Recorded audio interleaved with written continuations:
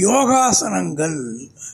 யோகான்னா என்னென்னா, யுஜ் என்ற சமஸ்கிருத மொழியில் உள்ள வேர்ச்சொல்லி வழியாக வந்தது. யோகம் என்ற சொல்லுக்கு ஒருங்கிணைத்தல், முழுமைப்படுத்துதல்னு பொருள். ஒரு மனிதனுடைய உடல் வலிமையாக இருக்கணும், தெளிவான குணம் இருக்கணும், விழிப்பான ஆத்மாவுக்கு மிகப்பெரிய உதவியாக இருக்கிறது யோக முறை.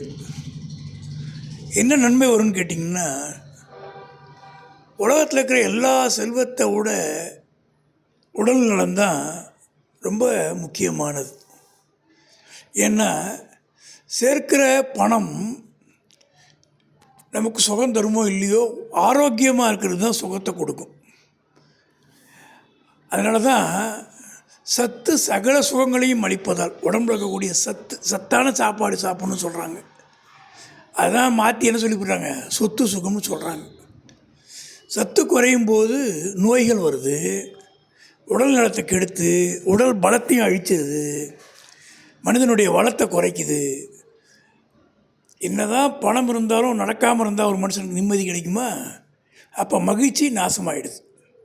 அப்போ யோகாசனத்தோட நோக்கமே உடல் நலத்தையும் மனநலத்தையும் வாழ்க்கையுடைய அற்புதமான வளத்தையும் காட்டுறது தான். அதற்கான ஒரு பயிற்சி தான். இது யார் வேணாலும் செய்யலாம். இது ஜாதியெல்லாம் ஒரு கணக்கு கிடையாது. வசதியானவங்க ஏழை கிடையாது, சிறுவர் பெரியவங்கன்னு கிடையாது, நிறம் ஒன்றும் கணக்கு கிடையாது, எந்த தேசங்கிறது கிடையாது, பெருசாக செலவும் ஆகாது. ஒரு சின்ன இடம் இருந்தால் போதும், நம்ம அதை அருமையாக செய்யலாம், ஆர்வமாக செய்யலாம், தன்னம்பிக்கை வளரும். மேற்கொண்டு பேசுவோம்.